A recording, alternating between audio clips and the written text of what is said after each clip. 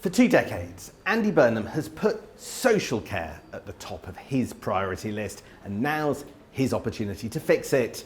So what's the big idea? And will he have to raise taxes to pay for it? It's a plan with a name, the National Care Service, to end decades of failure. The country isn't where it should be. It is stuck in a rut, and clearly we can't go on like this. His blueprint for all public services is clear. Hand powers and budgets to local leaders and let them take control. The care service likely the biggest challenge. But even more money is desperately needed. Last year, the government spent £34.5 billion on social care, with that spending almost evenly split between working-age adults and pensioners. But that's not all. The latest data we have from 2023 found that 37% of care home residents self-fund their care. People close to Andy Burnham say they want a fairer system. We've seen a really sort of large growth of often private equity-backed firms, which often provide brilliant care, but they often have financial business structures that often mean there's rent extracted, which means higher sort of fees for care providers and a squeeze on terms and conditions.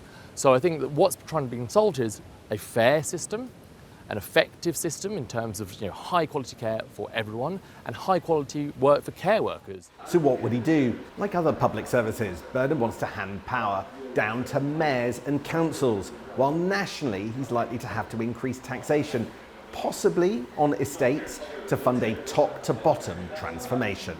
The National Care Service, which is an idea that is not just associated with Burnham, there's broad consent around this idea, is almost sort of a three-tier idea. So having national entitlements set, so whether that's the funding settlement, whether that's the rights people have to make sure everyone has dignified care in old age.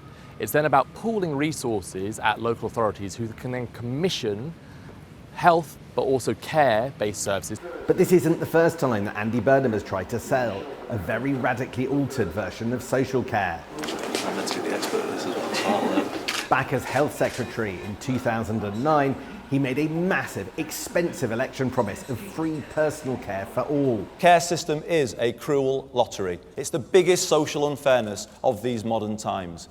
Politicians have ducked reform because the options are tough. A new national care service. That's a vision worth fighting for. But he was slammed by the Tories and the newspapers, which branded his plans that would have seen thousands of pounds added to inheritance tax bills as a death tax. Simple question on the death tax, that's what we were discussing. Is that an option that a Labour government, if elected in 4 or 5 weeks' time, will keep on the table? No, for the next So I've been we have accused. answered that. It's an expensive system, only ever used by a minority. That's why experts warn consensus today will be hard.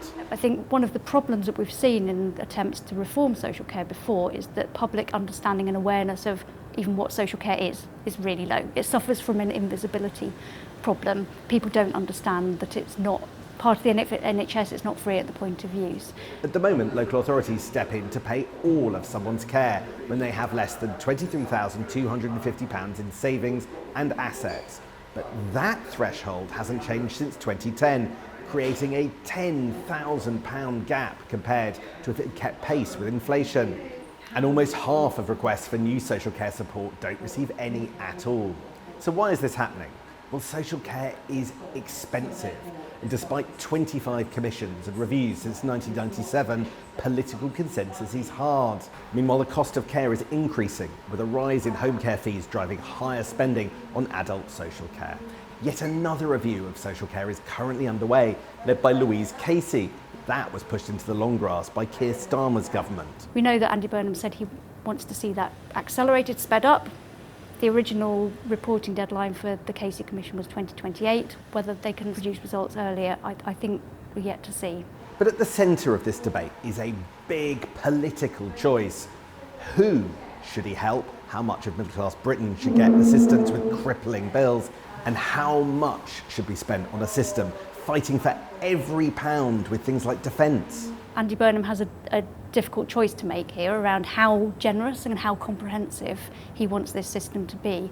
Do we want to go as generous as Denmark? How affordable is that now? Or do we want to have some sort of balance between the individual and the the state. Big change mid-Parliament will mean difficult, expensive decisions, but slowing things down will disappoint those who've heard his promises for almost 20 years.